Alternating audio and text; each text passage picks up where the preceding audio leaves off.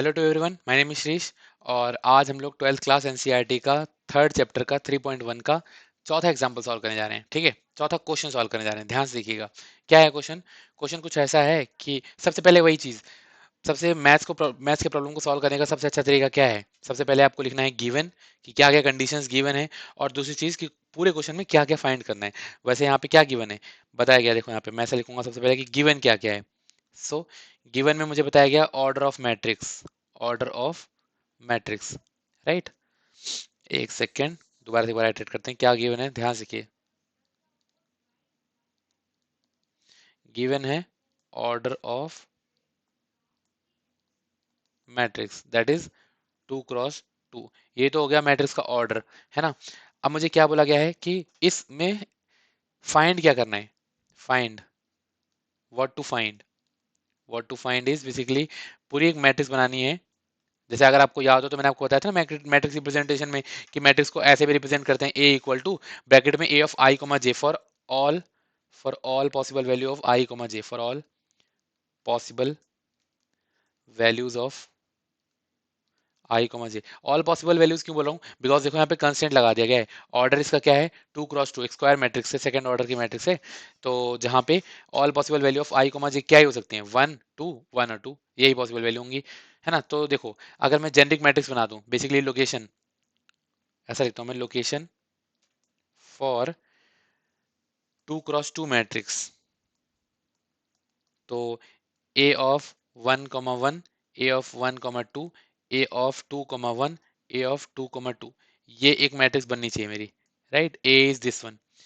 अब ध्यान से देखो, आई कॉमा जे में आपको एक रिलेशन दिया हुआ है। क्या रिलेशन दिया हुआ है कि यार अगर A of I comma J is, जैसे यहाँ पे देखो पहले प्रॉब्लम के लिए अलग है, दूसरे एग्जाम्पल के लिए अलग है।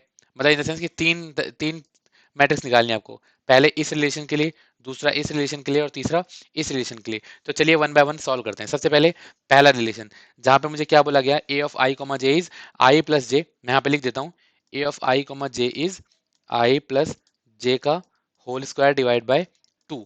ठीक है यार, बहुत अच्छे। सो 1 1 निकालना है मुझे, 1 2 निकालना है मुझे, 2 1 निकालना है मुझे, और 2 2 निकालना है मुझे। ठीक है, एक बार चारों चीज निकालते हैं।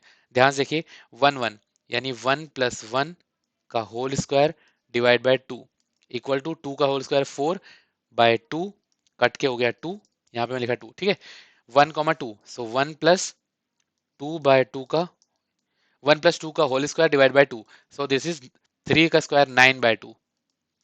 ठीक है, 9/2। चलो इसे 9/2 ही रहने देता हूँ मैं, अभी पॉइंट्स में नहीं कर रहा सॉल्व, कोई दिक्कत नहीं है, पॉइंट में नहीं करते सॉल्व भी। चलो या फिर लिख लेते हैं 4.5। ठीक है, डिपेंड करता है किस सिचुएशन में आंसर मांगे गए। तो 4.5 is equal to 9/2, right. Now 2 1, so 2 + 1/2 and 2 + 1 का होल स्क्वायर, सो ये भी अगेन हो गया 9/2 which is 4.5। And 2 2, A of 2 2 is 2 + 2 का whole square by 2, that is 4 का whole square 16/2 which is 8, right. तो मैट्रिक्स क्या बनी, यहाँ देखो मैं रिजल्टेंट मैट्रिक्स लिखता हूँ। रिजल्टेंट मैट्रिक्स इज फॉर पहले के लिए ए मैट्रिक्स हो गई ऐसी 2 4.5 एंड 4.5 2, नॉट 2 8 8, ये आंसर आया पहले के लिए, राइट। एक बार दूसरे के लिए देखते हैं, ध्यान से देखिए। तो दूसरे में क्या बोला गया, A of I comma J is I by J. ठीक है, अब निकालते हैं वही चीज। ए ऑफ 1 ए ऑफ 1 1 क्या है, ए ऑफ 1 2 क्या है, ए ऑफ 2 1 क्या है, ए ऑफ 2 2 क्या है।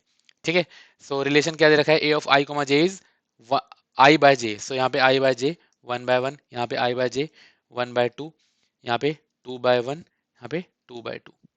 ठीक है, तो ये तो 1 के इक्वल है, ये 0.5 के इक्वल है, ये 2 के इक्वल है, ये 1 के इक्वल है। तो मैट्रिक्स क्या बनी, सेकेंड एग्जाम्पल के लिए मैट्रिक्स बनी ए इक्वल टू 1 0.5 2 एंड 1, राइट। ये मैट्रिक्स बन गई। थर्ड के लिए क्या बोला गया, अच्छा यहाँ पे मैं लिख देता हूँ, दिस इज फॉर सेकेंड।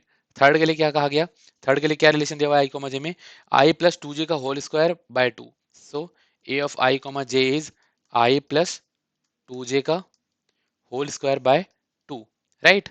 तो 1 2 1 क्या होगा, सबसे पहले 1 1 क्या होगा, फिर 1 2 क्या होगा, 2 1 क्या होगा, एंड 2,2 क्या होगा, राइट।